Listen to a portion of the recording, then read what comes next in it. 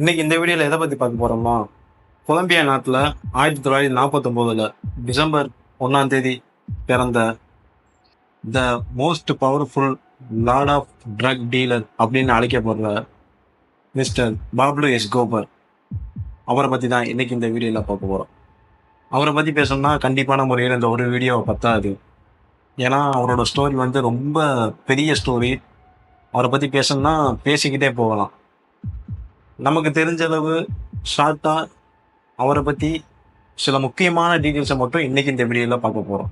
வீடியோக்குள்ளே போகிறதுக்கு முன்னாடி இந்த மாதிரி இன்ட்ரெஸ்டான இம்பார்ட்டண்டான வீடியோஸ் நியூஸ் உங்களை சேரணும்னா மறக்காமல் நம்ம சேனலில் லைக் அண்ட் சப்ஸ்கிரைப் பண்ணிக்கோங்க. வாங்க வீடியோக்குள்ளே போகலாம். Hi and hello viewers, welcome to time makers. நான் உங்கள் ஸ்டீவன்.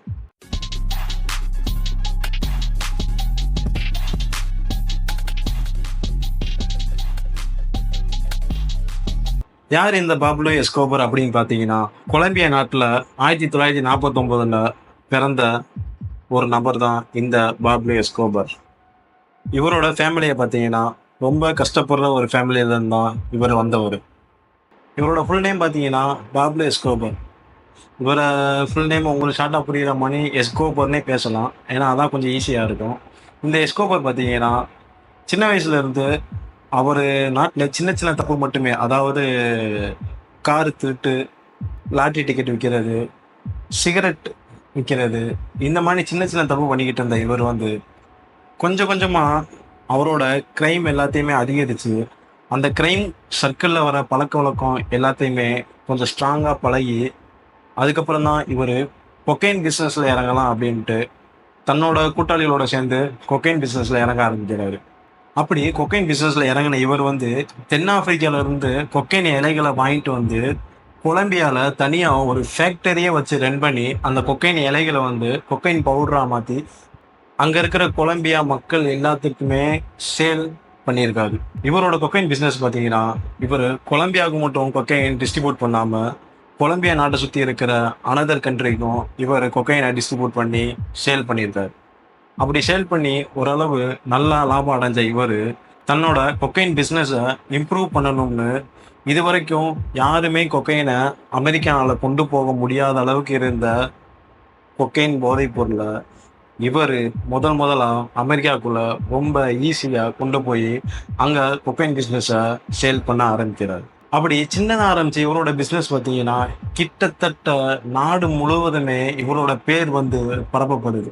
கொலம்பியா நாட்டிலிருந்து பல நாடுகளுக்கு இவர் தயாரிக்கிற கொக்கைன் போய் சேர ஆரம்பிக்குது. இப்படி கொலம்பியா நாட்டிலிருந்து போதைப் பொருளை கடத்திக்கிட்டு இருக்கிற இவரை கொலம்பியா கவர்மெண்ட் ரொம்ப எதிர்க்க ஆரம்பிக்கிறாங்க. அப்படி எதிர்க்கிற எல்லாருமே பாப்லோ எஸ்கோபர் கொலை செய்கிறாரு. இவரால் கொலை செய்யப்பட்ட ஆட்கள் எல்லாமே சும்மா சின்ன சின்ன ஆட்கள் இல்லை. இவர் கொலை பண்ண எல்லா ஆட்களுமே கவர்மெண்ட் ஆஃபீஸர்ஸ், போலீஸ், இந்த மாதிரி பெரிய பெரிய பவரில் இருக்கிறவங்க எல்லாத்தையுமே இவர் கொலை பண்ணுறாரு. யாராச்சும் ஒரு ஆள் இவர்கிட்ட ஏதாச்சும் ஒரு கேள்வி கேட்டாலோ இல்லை இவருக்கு எதிராக ஏதாச்சும் பேசினாலோ அவங்க கிட்டத்தட்ட ஒரு 2 நாள் 3 நாள் கொலை செய்யப்பட்டுறாங்க. அப்படி தன்னோட சாம்ராஜ்யத்தையே வளர்த்த பாப்லோ எஸ்கோபர் அமெரிக்க கவர்மெண்ட்டவே ரொம்ப பகைச்சிக்கிறாரு. கிட்டத்தட்ட ஒரு நாளைக்கு 10லேருந்து 15 ஃப்ளைட் மற்றும் நீர்மூழ்கி கப்பல்கள் அமெரிக்கா நாட்டுக்கு கொக்கைனை ஏற்றிட்டு போய் டிஸ்ட்ரிபியூட் பண்ணியிருக்காங்க. இந்த காலத்தில் அமெரிக்கன் கவர்மெண்ட் கொலம்பியா கவர்மெண்ட்டுக்கிட்ட எங்களுக்கு பாப்லோ எஸ்கோபர் வேணும் அப்படின்ட்டு ஒரு கோரிக்கை வைக்கிறாங்க. அதுக்கு பாப்லோ எஸ்கோபரை பிடிக்கிறதுக்காக கொலம்பியா கவர்மெண்ட் எவ்வளோ முயற்சி பண்ணாலும் இவரை பக்கத்தில் நெருங்குறவங்க எல்லாத்தையுமே பாப்லோ எஸ்கோபர் கொலை செஞ்சுக்கிட்டே இருக்காரு. கிட்டத்தட்ட இவர் கொலை பண்ண கணக்கு பார்த்தீங்கன்னா 4500 பேரை இவர் கொலை செஞ்சிருக்காரு. இந்த கான்ட்ரிபியூஷி எல்லாமே ஓடிக்கிட்டு இருக்க ஒரு கட்டத்தில் பார்த்தீங்கன்னா இவருக்கு தெரிஞ்சிருச்சு கொலம்பியா கவர்மெண்ட்டு நம்மளுக்கு ரொம்ப முக்கியம், இந்த கவர்மெண்ட்டை தாண்டி நம்மளால் எதுவுமே பண்ண முடியாது அப்படின்ட்டு கிட்டத்தட்ட கொலம்பியா கவர்மெண்ட் எல்லா இடத்துக்குமே இவர் லஞ்சம் கொடுக்க ஆரம்பிக்கிறாரு. இவர் கொடுத்த லஞ்சத்தில் தான் கொலம்பியா கவர்மெண்ட்டே மூவ் ஆன் ஆகிட்டு இருந்துச்சு அந்த கட்டத்தில். அப்படி மூவ் ஆன் ஆகி எல்லாமே நல்லபடியாக போயிட்டு இருக்க அந்த டயத்தில் தான் இவரோட பிஸ்னஸும் ஒரு பக்கம் நல்லபடியாக போயிட்டு இருந்திருக்கு. இவரோட பிஸ்னஸில் அதிக லாபம் பார்த்த இவர் சரி மக்களுக்கு ஏதாச்சும் நல்லது பண்ணணும் அப்படின்ட்டு மக்களுக்காக நிறையா ஹாஸ்பிட்டல்ஸ், ஸ்கூல், கால்பந்து மைதானங்கள், இந்த மாதிரி நிறைய ஹெல்ப் பண்ணி அந்த நாட்டு மக்களை நல்லபடியாக பார்த்துக்கிட்டு இருந்திருக்காரு. இது மட்டும் இல்லாமல் அங்கே ரொம்ப கஷ்டப்படுற ஏழைகளுக்கு வந்து வீடு கட்டி கொடுக்கறது, இந்த மாதிரி நல்ல விஷயங்கள் நிறையாவே அவர் பண்ணியிருந்தாலும் கொக்கைன் பிஸ்னஸும் அவர் முக்கியமான ஒரு பாகமாக வச்சு மூவ் ஆன் பண்ணி போய்கிட்டு இருந்திருக்காரு. இவர்கிட்ட இருக்கிற ஒரு கெட்ட பழக்கமே என்னன்னு பார்த்தீங்கன்னா, இவரை பற்றி ஏதாச்சும் தப்பாக பேசிட்டாலோ வச்சுட்டாலும் அவங்கள உடனடியாக கொலை செய்கிறது தான் இவரோட முக்கிய முயற்சியாக இருந்திருக்கு. அப்படிதான் கொலம்பியா கவர்மெண்ட்ல தேர்தல் டேட் வந்து அனௌன்ஸ் பண்ணியிருக்காங்க. அந்த தேர்தலுக்காக கிட்டத்தட்ட நிறைய கட்சிக்காரங்க வந்து, அதாவது ஒவ்வொரு கட்சியினரும் வந்து தனிப்பட்ட முறையில் பிரச்சாரம் நடத்தி மூவ் ஆன் பண்ணி போயிட்டு இருக்கிறப்ப, கொலம்பியா நாட்டு அதிபர் ஒரு பிரச்சாரத்தில் பேசிட்டு இருக்கும்போது நேரடியாகவே மீடியா முன்னாடி நாங்கள் வந்து பாப்லோ எஸ்கோபரை வந்து ரொம்ப கண்டிக்கிறோம், அவர் ரொம்ப வன்முறையை கையாளுறாரு, நாங்கள் வந்து பாப்லோ எஸ்கோபரை வந்து அமெரிக்காவுக்கு நாடு கடத்துறது தான் எங்களோட முதல் முயற்சியே, அவரை இன்னும் கொஞ்ச நாள் நாடு கடத்திடுவோம் அப்படின்னு பப்ளிக்காக ஒரு அனௌன்ஸ்மெண்ட் வராது நியூஸ் சேனல் எல்லாத்துக்கும் முன்னாடி. இதை கேட்ட பாப்லோ எஸ்கோபர் அவர் என்ன பண்ணாருன்னு பார்த்தீங்கன்னா, கொலம்பியா கவர்மெண்ட் அதிபர் அவரவே இவரோட ஆளுகளை வச்சு கொலை செஞ்சிருந்தாரு. இந்த கொலைக்கு அப்புறம் பார்த்தீங்கன்னா, கொலம்பியாவில் கிட்டத்தட்ட எக்கச்சக்கமான இடத்துல புரட்சி வெடிக்க ஆரம்பிக்குது. இவருக்கு அமெரிக்கன் கவர்மெண்ட் மட்டும் எதிரியா இல்லாம தன்னோட நாடு கொலம்பியா கவர்மெண்ட்டும் இவருக்கு எதிரியா மாறின அந்த டயத்துல கொலம்பியா கவர்மெண்ட் வந்து பாப்லோ எஸ்கோபரை கூப்பிட்டு ஒரு பேச்சுவார்த்தையில ஈடுபடுறாங்க. அப்படி அந்த பேச்சுவார்த்தையில ஈடுபடும் போது பாப்லோ எஸ்கோபரை நீங்க வந்து சரணடைஞ்சிருங்க, உங்களை வந்து நாங்கள் ஜெயிலில் போடணும் அப்படின்னு பாப்லோ எஸ்கோபர் கிட்ட ஒரு கோரிக்கை வைக்கிறாங்க.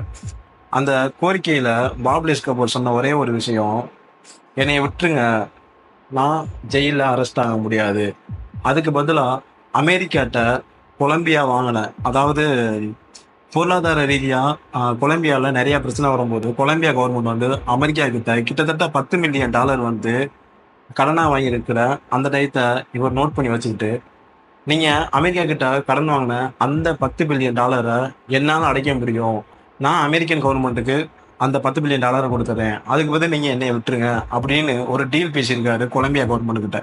இதை கொலம்பியா கவர்மெண்ட் வந்து பார்த்தீங்கன்னா இதை அக்செப்ட் பண்ணாமல், இல்லை இந்த மாதிரி என்னால் அக்செப்ட் பண்ண முடியாது, நீங்கள் கண்டிப்பான முறையில் சரணடைஞ்சாகணும் அப்படின்ட்டு இவர்கிட்ட திரும்பி பேசியிருக்காங்க. சரி, நம்ம வேற ஒரு பெரிய இஷ்யூ பண்ணிட்டோம், கொலம்பியா நாட்டு அதிபரவே கொலை செஞ்சுட்டோம் அப்படின்ற குற்ற உணர்ச்சியில் இவர் சரி நான் அப்ரூவல் ஆயிடுறேன், ஆனால் என்னால் கொலம்பியா ஜெயிலில் வந்து இருக்க முடியாது, எனக்கான ஜெயிலை நானே உருவாக்கி கட்டிக்கிறேன் அப்படின்னு சொல்லி ஆக்சுவலாக இவர் ஜெயிலுக்கு போகிறதுக்கு ரெடி ஆகிட்டாரு.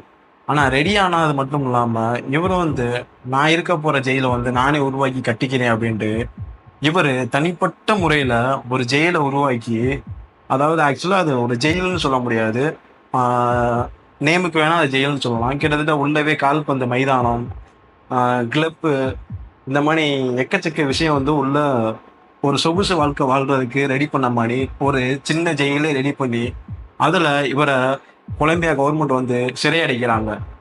அப்படி சிறை மாதிரி சொகுசான வாழ்க்கை வாழ்ந்துகிட்டு இருந்த பாப்லோ எஸ்கோபர் அவர்களோட நியூஸ் வந்து மீடியாவில் ரொம்ப ஸ்பிரிட்டாக ஆரம்பிக்குது. ஆக்சுவலாக பாப்லோ எஸ்கோபர் வந்து சிறைச்சாலையில் இல்லை, இவர் இந்த மாதிரி சொகுசு வாழ்க்கை வாழ்ந்துகிட்டு இருக்காரு அப்படின்னு நியூஸ் ஸ்பிரிட் ஆனோட கொலம்பியா கவர்மெண்ட் என்ன பண்ணுறாங்கன்னா, கிட்டத்தட்ட ஒரு 8 மாதம் 9 மாதம் அவர் அந்த சொகுசு சிறைச்சாலையில் இருந்தது அந்த டேட்டில், இல்லை உங்களை இதுக்கு மேலே இந்த சிறைச்சாலையில் வைக்க முடியாது, நீங்கள் கவர்மெண்ட் கட்டியிருக்கிற அந்த சிறைச்சாலையெல்லாம் வந்து இருக்கணுன்ற ஒரு நியூஸை வந்து பாப்லோ எஸ்கோபர் கிட்ட கொண்டு செல்கிறாங்க. இந்த நியூஸ் வந்து பாப்லோ எஸ்கோபர் காதுக்கு போனதுமே பாப்லோ எஸ்கோபர் அந்த சிறைச்சாலையில் வந்து அப்ஸ்டாண்டிங் ஆகுறாரு.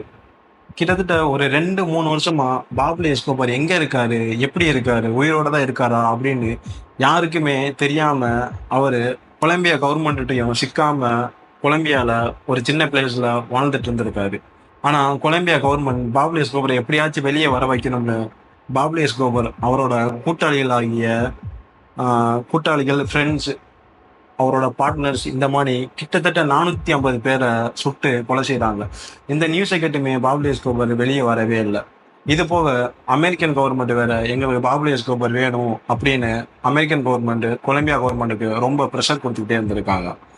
இப்படி எல்லா பக்கமே ரொம்ப ப்ரெஷரான டயத்துல பாப்லோ எஸ்கோபர் அவரோட பிறந்த நாளை கொண்டாடுறதுக்காக டிசம்பர் 1 ஒரு பிளேஸ்ல அவர் பர்த்டே செலிப்ரேஷன் பண்ணிக்கிட்டு இருக்கிற அந்த டயத்துல அவரை கொலம்பியா கவர்மெண்ட் சுத்தி வளைச்சிடுறாங்க. அப்படி சுத்தி வளைச்சது மட்டும் இல்லாம டிசம்பர் 2 அவரை சுட்டு கொன்றாங்க. கொலம்பியா கவர்மெண்ட் இவரை கொலை செஞ்சதுக்கு அப்புறம் பார்த்தீங்கன்னா, கொலம்பியா கவர்மெண்ட்டும் சரி, அமெரிக்க கவர்மெண்ட்டும் சரி, திரும்பி பழைய நிலைமைக்கு எல்லாமே அங்க இருக்கிற மக்கள் எல்லாமே திரும்பி பழைய நிலைமைக்கு ஓரளவு நிம்மதியா வாழ ஆரம்பிக்கிற அந்த டயத்துல பார்த்தீங்கன்னா, அமெரிக்கன் கவர்மெண்ட் வந்து நியூஸ் சேனல்ல உலகத்தில் மிகப்பெரிய பணக்காரர்கள் பட்டியலை வந்து வெளியிடுறாங்க. அப்படி அவங்க வெளியிட்ட பட்டியல்ல 7வது பிளேஸ்ல பாப்லோ எஸ்கோபரோட நேம் வந்து இருந்திருக்கு.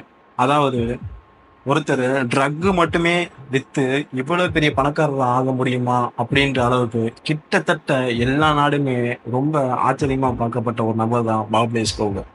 இந்த நியூஸ் ரொம்ப வேகமா ஸ்ப்ரெட் ஆகிட்டு இருக்கும்போது இது பார்த்தீங்கன்னா அவர் இறந்ததுக்கு அப்புறம் அமெரிக்கன் கவர்மெண்ட் வந்து இந்த நியூஸை வந்து வெளியிட்டிருக்காங்க. இந்த நியூஸை கேட்ட பாப்லோ எஸ்கோபரோட மகன் வந்து அந்த நியூஸ் சேனலுக்கு கால் பண்ணி, எங்களோட சொத்து மதிப்புல நீங்க 25% கூட கால்குலேட் பண்ணல அப்படின்னு சொல்லி ரொம்பவே நக்கலா சிரிச்சுட்டு போனை கட் பண்ணியிருக்காரு. இந்த பாப்லோ எஸ்கோபரோட பிஸ்னஸ் ஸ்ட்ராட்டஜி என்னன்னு பார்த்தீங்கன்னா, நார்மலா நம்ம நாட்டில் சொல்ற மாதிரி பார்த்தீங்கன்னா, தென்னாப்பிரிக்காவில் வந்து கிட்டத்தட்ட ஒரு 1000 ரூபாய்க்கு போதைப் பொருள், அதாவது கொக்கைன் இலைகளை வாங்கிட்டு வந்து இவரோட மேனுஃபேக்சரிங் ஃபேக்டரியில அந்த இலைகளை வந்து பவுடர் ஆக்கி அமெரிக்கன் கவர்மெண்ட் கிட்ட, அதாவது அமெரிக்கன் மக்கள் கிட்ட கொண்டு போய் சேர்க்க போகும்போது, இங்க வாங்குற 1000 ரூபாய் பொருள் வந்து அங்க போகும்போது கிட்டத்தட்ட 7000 ரூபாய் 8000 ரூபாய் பொருளா சேல் பண்ணியிருக்காரு. இவரை பத்தி எக்கச்சக்கமான படங்கள் மற்றும் வெப் சீரிஸ்கள் வந்து இதுவரைக்கும் வெளியிடப்பட்டிருக்கு. நம்மளுக்கு ரொம்ப பிடிச்ச லோகேஷ் கனகராஜ் அவரோட மூவிஸ் எல்லாமே நீங்க பார்த்தீங்கனாலே உங்களுக்கு தெரியும். ட்ரக்கு இது எல்லாமே இவரோட ஓன் ஸ்டோரி தான். ஆக்சுவலா விக்ரம் படத்துல விஜய் சேதுபதி சார் வந்து ஒரு டைலாக் சொல்லுவாரு, என்னோட ட்ரக் வந்து என் கையில வந்துச்சுன்னா நான் உன் கவர்மெண்ட்டு கீழே வேலை பார்க்கணும் அவசியம் கிடையாது, என்னால என் கவர்மெண்ட்டை உருவாக்கிக்கிற முடியும். அந்த வார்த்தை பொருத்தமா யாருக்கும் அமையுன்னு பார்த்தீங்கன்னா பாப்லோ எஸ்கோபர் அவருக்கு ரொம்பவே அமையும். இந்த மாதிரி ரொம்ப இன்ட்ரெஸ்டிங்கான வீடியோஸ் எல்லாமே உங்களை வந்து சேனல்னா நீங்கள் மறக்காம நம்ம சேனலான டே மேக்கர்ஸை லைக் அண்ட் சப்ஸ்கிரைப் பண்ணிக்கோங்க. வேறு ஏதாச்சும் சின்னதாக ஏதாச்சும் தப்பாக பேசியிருந்தாலோ வச்சுருந்தாலோ மறக்காமல் கமெண்டில் வந்து என்ன பேசியிருக்கேன்னு மறக்காமல் சொல்லிட்டு போங்க. ஓகே, பாய்.